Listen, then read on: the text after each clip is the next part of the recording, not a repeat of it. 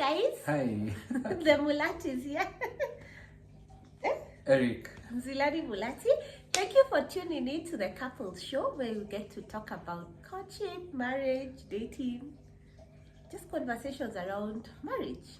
Okay. Yeah. So, what are we talking about today? So, we've been married for 10 years.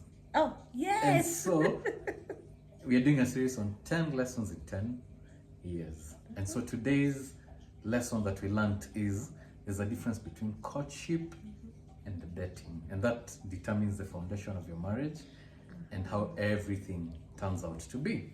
Yeah. Yeah, actually. So first of all, as we start, you're looking very good. You too. I like your mustard I color. think we are twinning. Okay. So now courtship versus dating.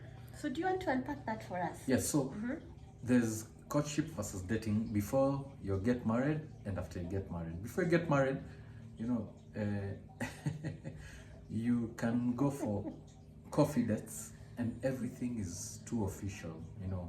What's your favorite hobby? What do you do for fun? And it's okay to know those things about each other. But courtship is a level higher than just dating. Courtship, requires that, you get to understand, what are our backgrounds, which families have we come from, what are our vulnerabilities, what are some of the experiences that we've gone through in our lives that have affected our personalities and how we are.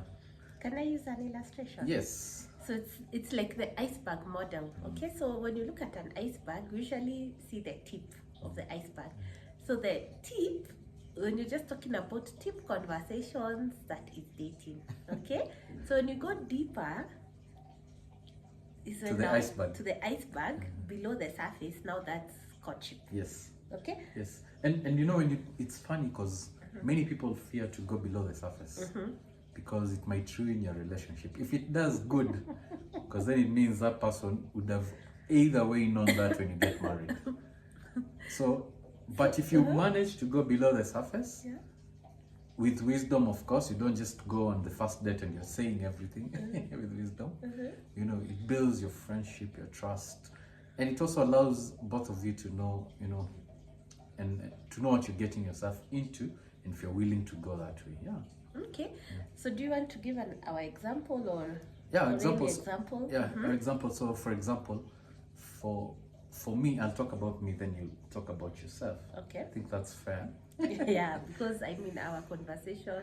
So one of the conversations it was quite messy. one of the conversations we had before we got married, for example, is I'm a firstborn, and there were a lot of responsibilities that came with that, and she needed to understand because that would impact our financial journey into the wedding and into the marriage.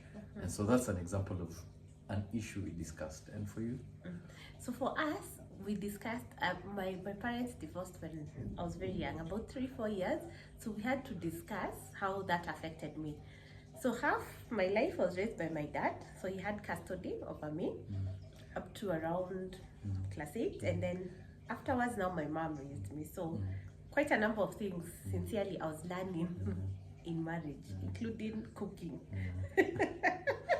So what she's saying is, because of her background and how she's brought up, there are certain things that usually come normally to the ladies that she lacked. Yes. And so I needed to understand that so that we grow together in our marriage. Yeah? That's before marriage. So let's switch To now into you're married. when you're married. So how have we maintained our friendship and growth when we are married? And you can just mention a few key things we do. Okay, so I think first of all is we really talk a lot. Sincerely, we just talk. We keep talking. Key things we have, like on a weekly basis, we'll go for date nights. So thank you for the date nights. We'll take walks just to really connect, because sometimes at home there's just so much to do. The kids, just when I see something, I'm like, I need to fix this, I need to fix that. So we take time just outside to take a walk. And another one is once in a while when we can, we take a holiday. Oh yes, we take with the a kids holiday. or without the kids. Yes. So just to refresh. Yes. And so we've been intentional to build a friendship. Yes. And just continue to understand each other better, even as we, as we journey. Yes, and then typically when something new, exciting is happening, he's the first person I call, sincerely, and I want to believe I'm the first person that you call. So just keeping the conversation going, and being open to share our strengths, our vulnerabilities, our fears. Yeah.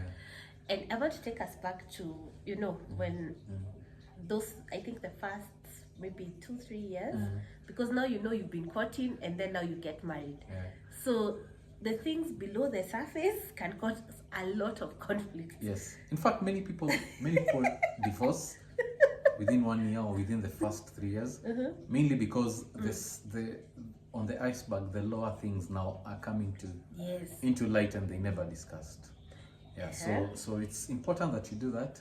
For us, I think my takeaway in the last 10 years, and you would give your also takeaway, is that we've managed to build a friendship through going below the surface and finding safe environments for us to discuss certain things that take us forward and build our friendship. So for you, what's been your takeaway? I think that's been the takeaway, and then also giving each other grace to handle the things below the surface, because it's not easy, and that's what brings the character of Christ in you, and each other. So the things below the surface, when we are learning each other, when we are growing in the marriage, it can be quite something. But now just giving each other grace and time and support to just grow, and then you grow together. Yeah. So for those who are dating, begin to court. For those of you who are already married, take your friendship to the higher level, by going deeper in your marriage, so that it's not a business engagement, but it's more of a friendship. So tune in for the next one. Okay, bye. Bye.